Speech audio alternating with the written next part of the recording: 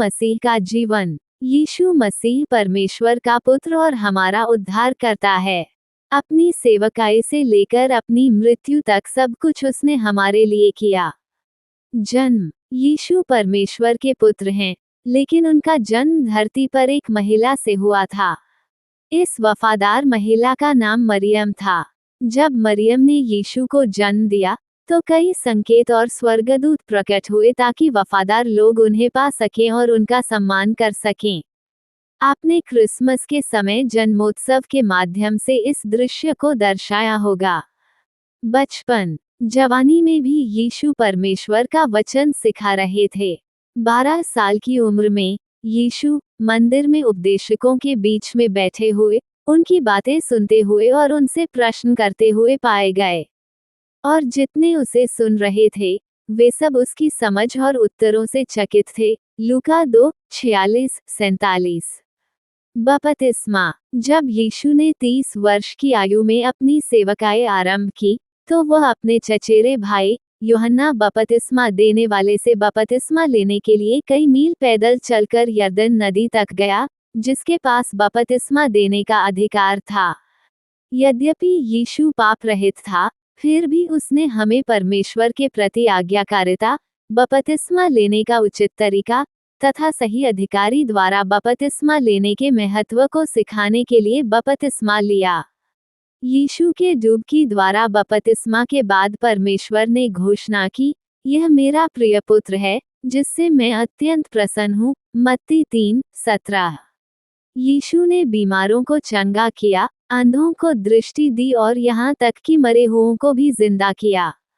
सबसे महत्वपूर्ण बात यह है कि उसने लोगों को उनके पापों के लिए माफ कर दिया।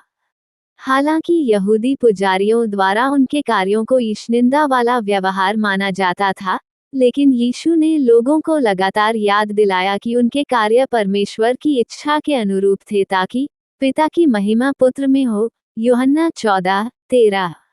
सूली पर चढ़ाया। अपने पूरे जीवन में बहुत से लोग यीशु से नाराज थे क्योंकि वे उसे समझ नहीं पाए थे।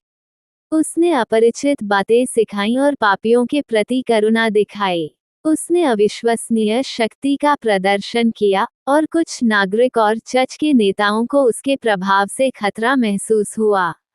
यीशु को गिरफ्तार किया गया और बाद में उसे सूली पर चढ़ा दिया गया या मार दिया गया, जिसे उसने परमेश्वर की इच्छा पूरी करने के लिए होने दिया। प्रभु ने कहा, मैं अपना प्राण देता हूँ ताकि मैं इसे फिर से ले सकूं।